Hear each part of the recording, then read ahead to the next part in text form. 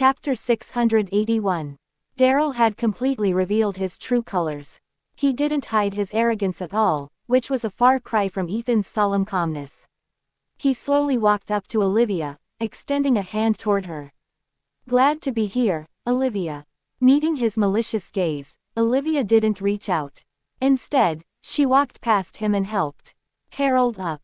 "Grandpa, I'll take you back to your room." Harold nodded as he slowly got up to leave. Edmund felt helpless as he looked at Harold's wizened figure. "Grandpa, are you seriously going to accept his conditions? We don't have any news of Ethan for now. If Daryl is telling the truth, then that's the only thing I can do. But don't worry, I've already given Ethan many of the important properties and shares many years ago. Even if I acknowledge Daryl's identity, the properties are all under Ethan's name. Daryl won't be able to get them." Harold's eyes were gleaming cunningly as well. His only betting chip is Ethan. He wants Ethan to stay alive more than us so that he can use Ethan for negotiations. Of course, there's also the possibility that the video he showed us was faked. I agreed to him only as a makeshift plan. If Ethan isn't in his hands, then we have to locate Ethan as soon as possible. But Harold knew that it was a very slim possibility. If Daryl wasn't confident enough, he wouldn't have made that move. "Don't give up, Olivia. We have to believe in Ethan." "Yeah." Olivia helped Harold back into his room. After lying down on a reclining chair, Harold finally felt a little better. "Olivia, light a calming candle for me. My head hurts too much." "All right, Grandpa." Olivia went to the rack. Other than containers of tea, it also housed some handmade candles. She wasn't quite familiar with candles, so she searched the rack. Her elbow accidentally knocked over a box. Some fragrant spices spilled from the box, along with a photo that was placed in the box. Olivia picked it up. Before she could see it properly, Harold shot up and snatched the photo from her hand. The photo was yellowed, so it must have been around for some time. Olivia caught sight of a young woman in a cocktail dress, and the woman's face seemed to be quite pretty. But before Olivia could look at it in detail, Harold snatched the photo away. Seeing Harold's stern expression, Olivia couldn't help but ask, "Grandpa, is it a photo of Grandma when she was young?" Harold mumbled in response, "Just go out for now. Edmund will come over later to handle these things." Olivia felt that Harold's reaction was a little weird. He seemed to be very concerned about the photo, and when she asked if it was Eugenia, he couldn't give a clear answer. Sadly, the photo was too old, so it wasn't clear enough. Olivia couldn't see the woman in the photo well. Then, she thought about it. Not everyone would stay with their first love forever. The woman might be an unreachable presence for Harold. Olivia couldn't be bothered about those trivial things, though. The most important thing right now was to figure out Ethan's whereabouts. She had to know if he truly was in Daryl's hands. After Olivia left, Harold carefully placed the spices back into the box. As he touched the photo with his fingers, a gentle expression flashed across his face. "Miss Nat, I don't even know if you're still alive. It's been so many years." After looking at the photo for a while, he put it back with the spices. This time, he took the box and placed it in the safe, sealing it off forever. The box was like that period in his past, completely hidden in the dark. Chapter 682. An earth-shaking change had taken place in the Miller family. Daryl walked out of the study with Edmund following him. He was as gleeful as they came. Meanwhile, Janice was involved in the dramatic love triangle, and she couldn't get out of it. Jessica was making a fuss again. For the sake of his so-called chivalry, Kenneth gripped her hand and refused to let go. Janice grew annoyed. Janice slapped Kenneth viciously, making him stunned. After such a long time being apart, Janice had gotten bold enough to slap him. The movement provoked Jessica. As if protecting a child, Jessica dashed forward and began to attack Janice. The family was thrown into chaos.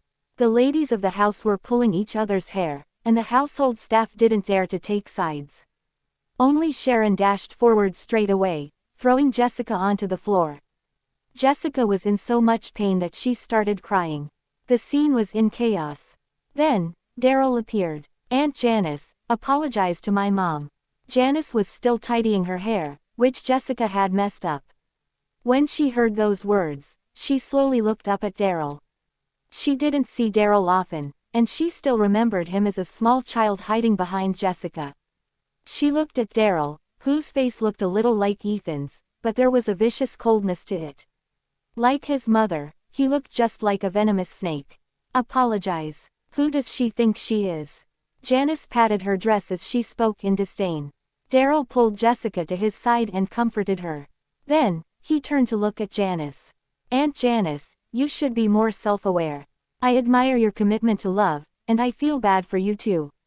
You could persist for so many years for someone who doesn't even like you. But then again, he changed the topic. You should have some shame. I don't want to be rude since you're an elder, but you've been taking over another person's family for too many years. My mom had been humiliated by people over the years, and now, it's about time you realize your position. Daryl was stepping over the line. Even Kenneth felt offended when he heard those words. Kenneth spoke up. Daryl, is this how you speak to your elders? Daryl smiled. Dad, you love my mom the most, don't you? So what's the matter? This woman has bullied my mom for years, so I reprimanded her a little. But are you pitying her now? Or have you just been faking your feelings for my mom? Kenny, Jessica shouted. Kenneth held Jessica in his arms, comforting her as he denied it. Nonsense. I just don't want other people to think that our family lacks proper manners. You're overthinking it, Dad. She has said even worse things to my mom. I was just giving her a taste of her medicine. Moreover, Grandpa has already agreed to acknowledge me as part of the Miller family. Kenneth knew Harold too well. Both Kenneth and Harold were stubborn men, and neither of them would easily admit defeat. Daryl had only gone to the study for a short while. What did he use to convince Harold? Really? Kenneth's expression was filled with suspicion. Of course, Dad. If you don't believe me, you can ask Edmund about it. By the way, Mom, you've always wanted to move in, right? Go and pick out a room for yourself. We can move in by today. Kenneth was bewildered by the sudden change. He looked at Edmund. As expected, Edmund didn't seem to deny it. By the looks of it, Daryl was telling the truth. We can move in for real. Yes. Edmund nodded. Janice frowned, wondering if Harold had softened his heart. Chapter 683. Janice didn't know what happened with Harold. But she could see that Daryl had already treated the house as his own. Aunt Janice, you and my dad divorced a long time ago. Logically speaking, you're no longer part of the Miller family. The Miller family has already shown you enough kindness by providing for you for so many years. Now, my mom is back, and she's the rightful lady of the house. If I were you, I would leave this place of my own accord in case I made a fool of myself. Jessica said, Daryl, how could you talk to your Aunt Janice like that? Janice, I've pampered this child too much. Please don't mind what he says. This is your home, so you can stay here for as long as you want. No one will chase you away. Jessica emphasized her status with every word she spoke. As long as she could make it in here, she would have all the chances in the world. But with Kenneth around, she still had to put on a generous front. Janice crossed her arms. As expected, your son takes after you.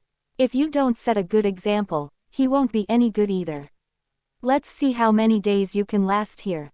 With that, Janice swaggered away. Sharon hastily followed. Mrs. Miller Sr., those people are going too far. Why didn't you fight back? I trust that Mr. Harold knows what he's doing. Something must have happened to Ethan. Let's observe the situation first instead of acting recklessly. Janice lowered her voice as she spoke. Understood, Mrs. Miller Sr. After Olivia hurriedly out of Harold's room, this was the scene she saw. Mom, you've suffered so much injustice. Janice smiled nonchalantly. That's no problem at all. It's not even 1/100th of what happened in the past. By the way, did you hear anything? Daryl. Olivia was about to speak when her phone rang. Her immediate reaction was to answer the call. It was an unfamiliar number. Olivia had a feeling that it was Ethan. It had to be him. After all, few people knew about her phone number. She had also never received scam calls. Hello. Her heart was racing. She feared that she might get disappointed again. But then, she heard the familiar voice coming from the other end of the line. "It's me, Liv." Olivia's heart finally settled down instead of being on edge all the time. Glancing around her, she asked in a whisper, "Are you all right?" "I'm fine. Some issues cropped up when I was trying to capture those people alive, so I could only make use of their plans." Olivia didn't know where Ethan was, but his voice was suppressed. She hid the expression on her face. "Got it." They hadn't talked much before Ethan ended the call. Before Ethan hung up, he said, "Wait for me to come home." "All right." Olivia knew that he was trying to avoid alerting the enemy. The enemy was very vigilant. If they knew that Ethan hadn't died, they would do something else. Janice was about to ask some questions when Olivia gestured for her to stay quiet. Janice instantly realized what was going on. She muttered, "Good to know that he's all right. I'll tell Grandpa about it. We'll have to play along with him." "Got it." After learning that Ethan was still alive, Olivia could finally shed the burdens on her heart. To avoid exposing this secret, she quickly hid her emotions and then left dejectedly. Janice's acting skills were even better. She pouted, "Come on, let's see what this family is up to." Meanwhile, the others had already arrived at the bedrooms. Jessica fell in love with the master bedroom, which was about 3,000 square feet. "Darling, can I stay here? This room is so pretty." "Of course, it's pretty. Mrs. Miller Sr. decorated it herself," Edmund responded coldly. Chapter 684. Jessica had already noticed that this was the master bedroom. But when she heard Edmund's words, she put on an innocent look. "Sorry, I didn't know that this was Janice's room. I just thought that it had a nice view. Look, you can see the lake opposite us from here. It has great lighting too. I thought no one was staying here." "It's okay. Mom, if you like this room, just take it. You'll be the real lady of the Miller family in the future, so you can stay anywhere you want. Don't you agree, Dad?" Raising an eyebrow, Daryl looked at Kenneth. This time, Kenneth didn't agree with that sentiment. Instead, he looked at the room that hadn't changed from before. It was the room Janice personally decorated according to Kenneth's preferences. A few memories surfaced in his mind. There are lots of empty rooms in the villa. If you want a view of the lake, you can get a room upstairs. It's troublesome to move into an already occupied room. Unlike his tame behavior in the past, Daryl turned extremely arrogant. "Dad, do you seriously think that this is just a room issue? This is a representation of identity. From today onward, Mom is the only lady of the Miller family. Have you forgotten the hardships Mom has gone through with you throughout these years? Now, you finally have a chance to acknowledge our status, but you're throwing that chance away." As Daryl spoke, Jessica began to cry. She looked like she had suffered a lot of injustice with him. "Don't cry, I don't mean anything else by that. I'm just worried that you can't get used to staying in rooms other people have already lived in before. If you want the room, feel free to take it." As Edmund watched the two put on an act, he rolled his eyes. He wondered how confused Kenneth was back then that he would be manipulated to this extent. Kenneth looked at Janice. No matter how shameless he was, he couldn't pretend like it was nothing. With an uncomfortable expression, he said, "Jess likes this room. Can you let her have it?" Unable to ignore this, Sharon interrupted, "Mr. Miller Sr., the villa is so huge, it's overflowing with rooms. I can't believe that after so many years, Jessica hasn't changed her ways. She'll take anything that Mrs. Miller Sr. likes. She snatched a man from Mrs. Miller Sr. previously, and now, she won't even leave a room alone. What's her problem?" Kenneth also felt that it wasn't an appropriate thing to do. There were so many rooms for Jessica to choose from, so why would she insist on this one? Even if Jessica didn't feel bad about it, he did. He was forced into a corner by Jessica and Daryl, so he didn't have the option to decline. Janice lifted her hand to stop Sharon. "Sharon, since they like it, just give it to them." "Mrs. Miller Sr." Sharon stomped her feet. "How can you let them have the room?" Janice had carefully picked out every decoration in this room. The prized collection consisted of things she got from auctions to please Kenneth. She spent a lot of money to create a warm room for them, but Kenneth had never once looked at it in detail. If I can let go of a man, why would I get hung up over a room? Janice said in a nonchalant tone, Kenneth, I can let you have the room, but I spent a lot of money on the decorations. You won't mind if I take those away, will you? Kenneth thought that she would go crazy, but the woman in front of him was too calm. She didn't look like the Janice he knew. He felt something bitter in his throat. Of course. Janice pointed carelessly. Sharon, get someone to help you. Clear my things from this room. I'll be sleeping with Liv tonight. Understood, Mrs. Miller Sr. Should we move the collection over as well? When Sharon said those words, she formed another grudge toward Kenneth. Other than spending money, Janice had also spent lots of time and effort collecting those things. When Janice lost her sanity, she never once smashed the items in her room. It's okay. Move them to the storeroom. Find an auction sometime and get rid of them at low prices. We'll give the money to Liv as a present. Once again, Kenneth looked at Janice in disbelief. Chapter 685. No one knew better than Kenneth how stubborn Janice was with her feelings toward him. He could still remember her showing him the paintings and antiques she had gathered. He remembered the expression on her face back then. She looked like she was offering treasures to him. She was born with arrogance, but for his sake, she tried her best to hide it. She also couldn't help the smile on her face. Look, Kenneth, this is a drawing by a famous artist. I worked very hard to win it at an auction. Back then, Janice had stars in her eyes, and she was as proud as the sun in the sky. When had she changed? She had turned from a brilliant sun into a cold moon. There was no longer any trace of love toward him in her eyes. She even nonchalantly asked that the items be sold at a low price. Janice. Kenneth grew furious. Janice looked at him lazily. Do you have anything to say about how I deal with my things? Before Kenneth would reply, Janice added coldly, even if you do, hold it in. I bought them with my money. They have nothing to do with you at all. With that, Janice turned around to leave. She didn't even look back. Kenneth gazed in the direction she left. He had a complicated feeling in his heart. Jessica could see what he was thinking. This was what Kenneth was like. He didn't treasure Janice when she tried so hard to win his favor. But now that Janice didn't have any feelings for him anymore, he couldn't get used to it.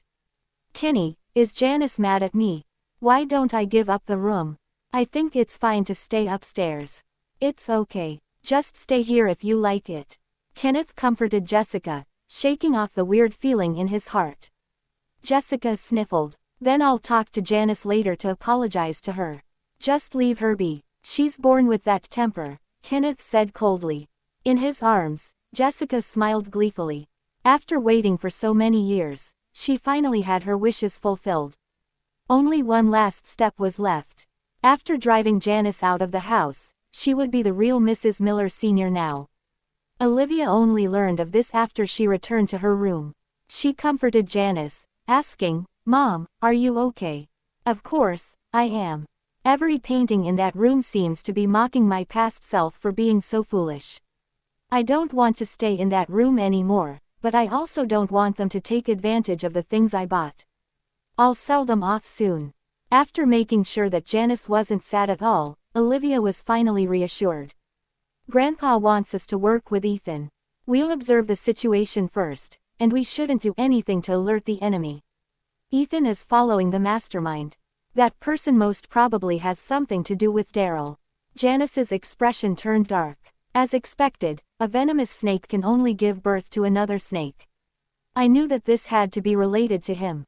He used AI to edit the person's face so that we believe that Ethan is in his hands. Things must have been in chaos back then, and even he thought that Ethan had died. That's why he dares to come back with such arrogance. Janice replied, I don't know what plans Ethan has. Only the three of us should know about this. Let's not disrupt his plans no matter what. Understood, Mom. Olivia responded obediently. She would be fine with it as long as Ethan was safe. They were out in the open, but the mastermind was in the shadows. They didn't have a better plan, so they could only act according to the circumstances. Mom, are you seriously going to sleep here tonight? What's the matter? Are you worried that your bed won't fit us? Of course not. I'm just worried that you can't get used to it. Reaching up, Janice caressed Olivia's head. I have a daughter about your age. She left me a long time ago, and to be honest, I treat you like my daughter. So, don't be shy around me. If you have any requests, just tell me. Olivia nodded, wondering if she was seeing things. She felt as if she saw traces of guilt in Janice's eyes. Chapter 686. Janice and Olivia maintained a low profile. It was a stark contrast to the image given off by Jessica and Daryl. Jessica was a little nervous at first. While no one was around, she asked Daryl, "Daryl, what did you do to convince Mr. Harold?" No one knew better than Jessica the stubbornness of that old man. He wouldn't give in to anything, and he was a monster who would even part with his biological son. But Daryl had only spoken a few words to Harold. How did he do it? I have my ways, Mom. Anyway, just relax and enjoy your position as Mrs. Miller. From today onward, you're the owner of this huge villa. With Daryl's guarantee, Jessica grew much bolder. To verify Daryl's words, she gave Edmund orders on purpose. After all, Edmund represented Harold's intentions. Even Edmund respectfully carried out her orders. Now, Jessica could rest assured and have her way here. She had completely made herself the lady of the house. She would get anything she asked for. In contrast, Janice, who used to keep arguing with her over a single ring, seemed to avoid her completely. No matter what Jessica did, Janice never once showed up. Even though they were both living in the villa was simply too huge. If Janice wanted to avoid Jessica, it would be quite difficult for them to meet each other. Seeing that Janice had given in, Jessica was even bolder with her actions. Kenneth, who used to always side with her, felt a little upset. Before this, he saw Jessica as a gentle and understanding woman. But now, he felt as if Jessica was the aggressive woman here. He didn't know about the deal between Harold and Daryl either. When he asked Daryl about it, Daryl only smiled and told him to stay put in the Miller residence. Daryl said that he would take care of everything else. Harold's birthday banquet was just around the corner. Olivia was supposed to be the one preparing. The two were eager to prove their identities to the world. Even before the banquet, everyone had already heard about the change in the Miller family. Someone also spread rumors that Ethan had died. As a result, the entire upper-class society was thrown into chaos. Kenneth only heard of it the night before the banquet. He went to Daryl in a rage. What exactly happened to Ethan? What did you say to Harold? Why are you being so mad, Dad? You hate that woman and her son, don't you? Why would you be concerned about him? Kenneth was even more convinced that this had something to do with him. He was your brother. Were you the one who did it? Dad, what are you saying? You're the one who disowned him, right? If you don't acknowledge him as your son, why would he be my brother? Moreover, if he's dead, it'll benefit us even more. After he dies, the Miller family will be ours. Hasn't this always been your wish? I helped you return to the Miller family. You should be thanking me instead. Kenneth slapped Daryl with all his might. In the past, he only felt that Daryl was too stubborn. He didn't expect Daryl to be so vicious. What exactly did you do? Is Ethan alive or not? His current situation doesn't concern you anymore, Dad. At the banquet tomorrow, Grandpa will announce that I am his biological grandson.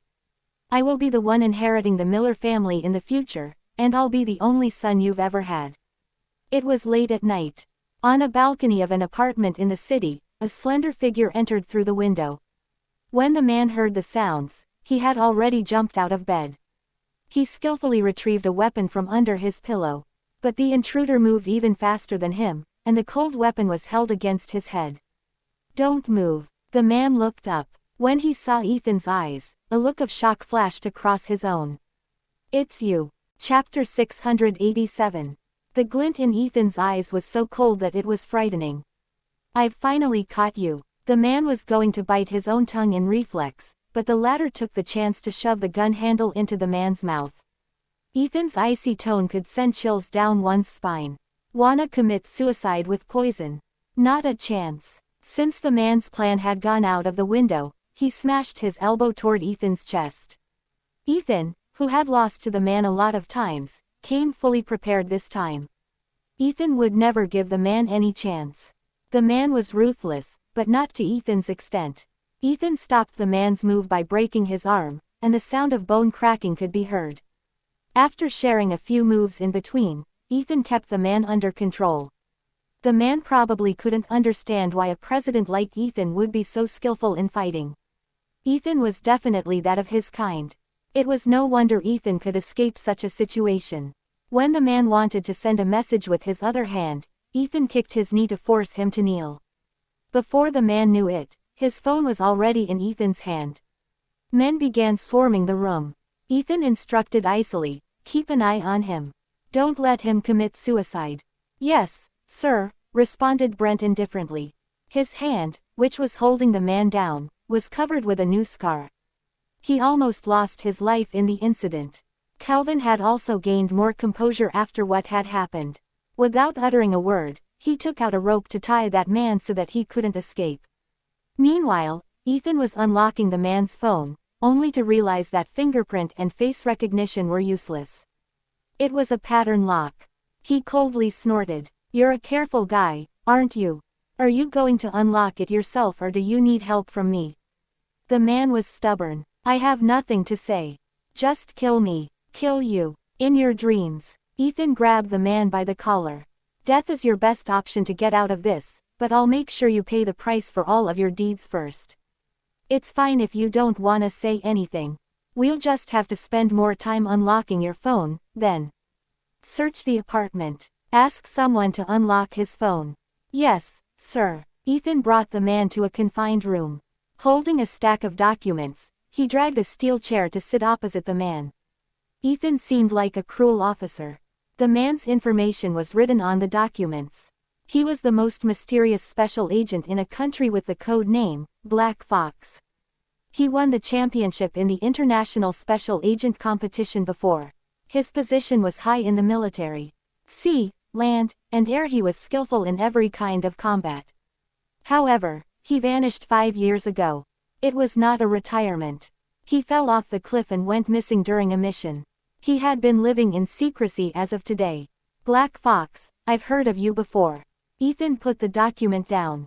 "Since you haven't retired, who are you working for by putting your life at stake?" Black Fox raised his head to look at Ethan with an indifferent gaze.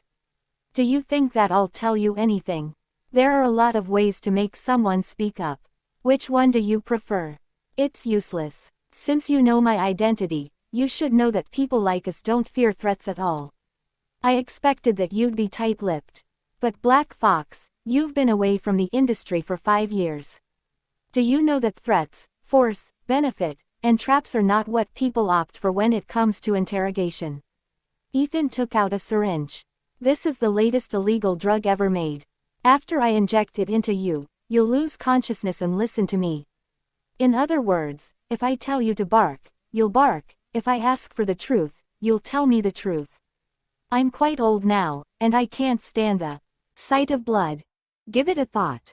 Are you going to tell me? Or do you want me to question you?" Black Fox's eyes darkened. "There's no such drug in this world." Ethan snorted. "You'll find out after you try it." He slowly approached Black Fox with the syringe and whispered into his ear, "Soon, you'll know what it feels like to be in hell." Chapter 688. Death and pain would never fear people like Black Fox, but they were afraid of one thing, losing consciousness. The light above his head shone upon him, showing how wet his forehead was due to sweat. The cold needle pricked into his skin. The pain was that of an ant's bite to him. But veins were protruding on the back of his hands as they were balled into fists. He was fighting back in reflex. Ethan watched him coldly. "Either you spill it now or you'll do it without dignity later. Who have you been working for by putting your life at stake all these years? Who ordered you to hurt my son and live? Considering that we're from the same line of work, I can let you die with dignity." Black Fox gulped down his saliva. "Give up, dude. I will never tell you no matter what. You can deceive others with this but not me." His counter-surveillance was good, and his mentality was much better than average people. "Very well. I have all the time in my life to wait until the drug kicks in." Ethan returned to his seat. Casually, He flipped through Black Fox's information. Nationality, Arlandia. An orphan. According to the document, you have a younger brother. Black Fox's eyes widened. Throughout his years of hiding in secrecy, he hadn't expected someone else to find out about that. He doesn't know anything. Leave him alone. He was finally phased. Ethan flipped the page lazily. Really? Innocent? What about my barely 2-year-old son?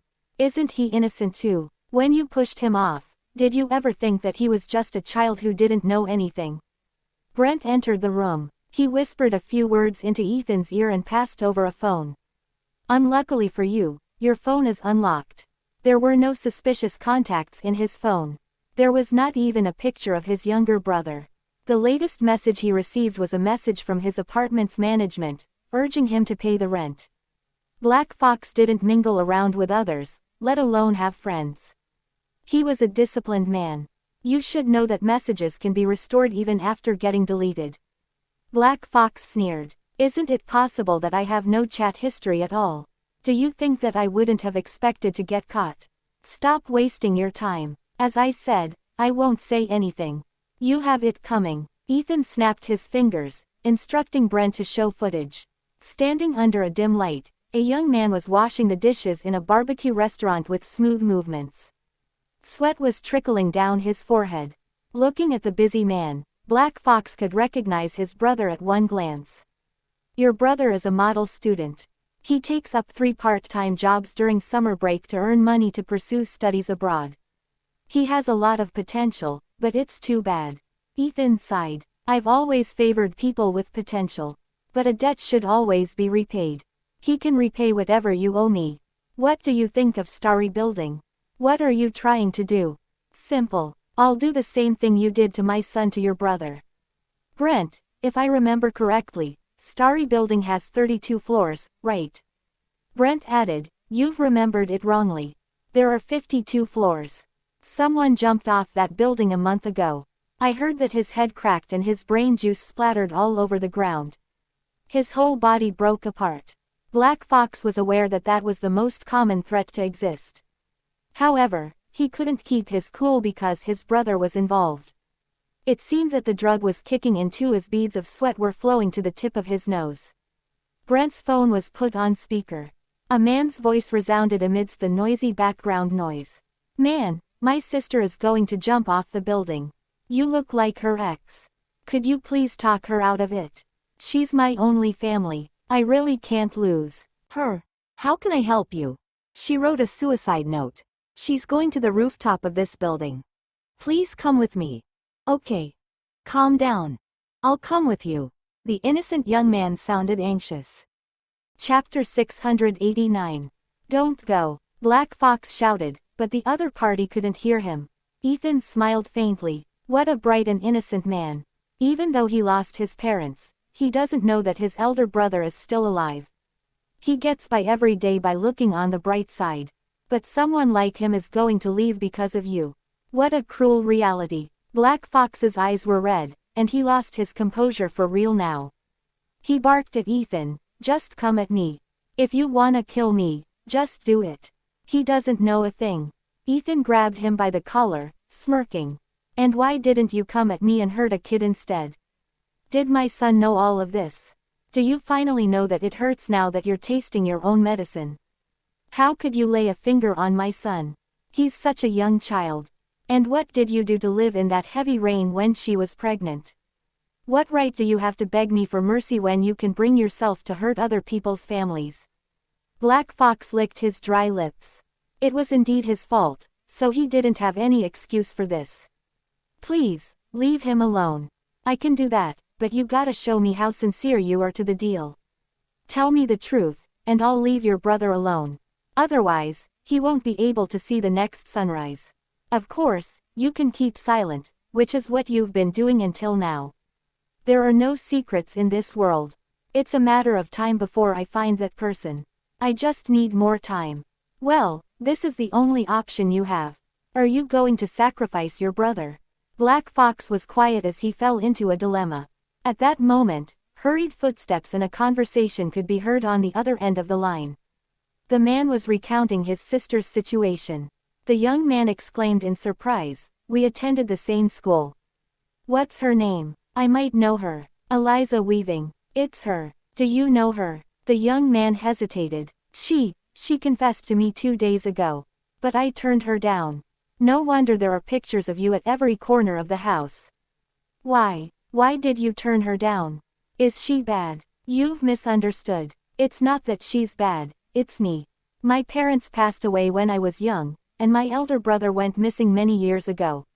I'm not looking for a partner. I wanna focus on my studies because I wanna go to Judson University.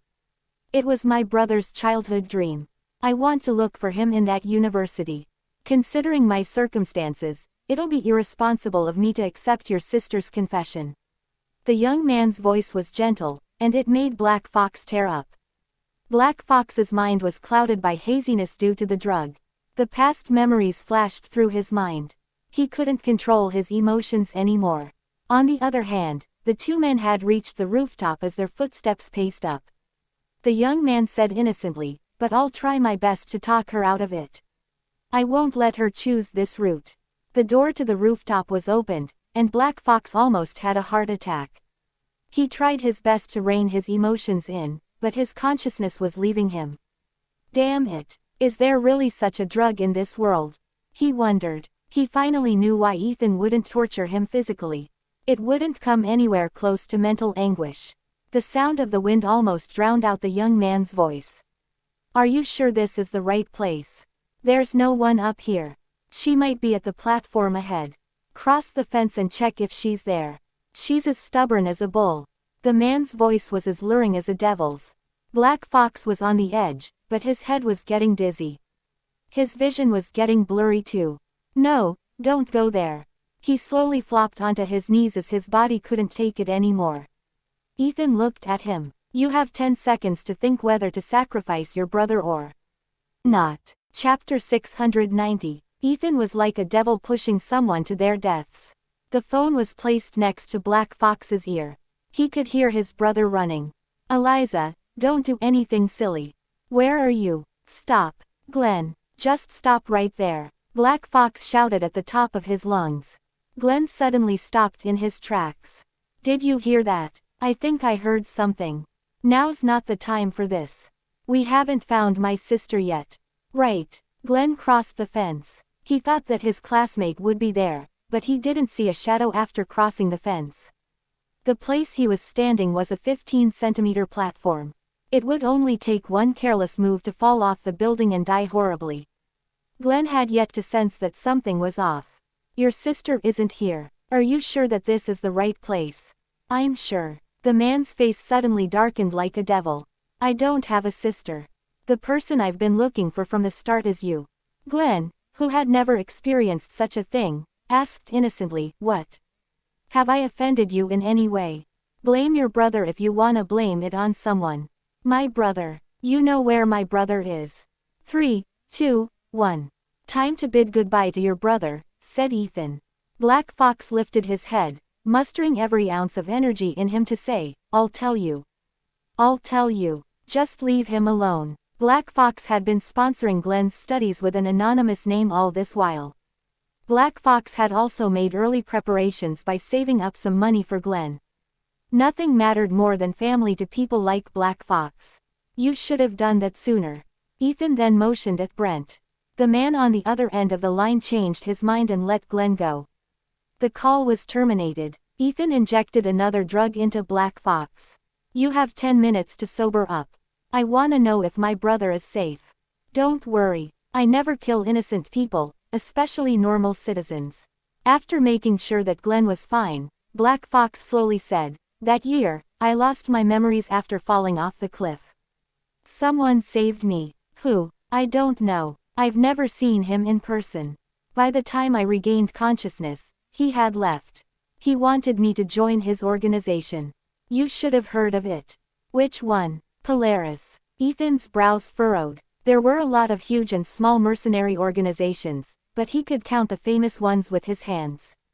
Polaris placed in the top 3 among them. Their nature was different from that of the Black Ravens. The Black Ravens basically accepted any mission as long as they were paid, while Polaris was composed of wanted convicts from all over the world. Rumor had it that they received financial support from someone. They kidnapped sovereigns, stole chips and national confidential information, as well as launched terrorist attacks. Getting involved with Polaris was significant enough to draw attention from all over the world. Why would such an organization get involved with Olivia? What's his position in Polaris? I don't know either. The internal management is very mysterious. Even if there's a mission, you'll only know your target and partners prior to the mission. We won't even know the background of our so-called partners. All I know is that he's sitting in a very high position. That's why he was able to give me a mission. What is it? Kill Olivia at all costs. Black Fox thought for a second before adding, I'm the first to execute this mission. It's not considered a mission from Polaris. It's a mission he personally gave. He told me that I could leave the organization as long as I killed Olivia. I had no choice.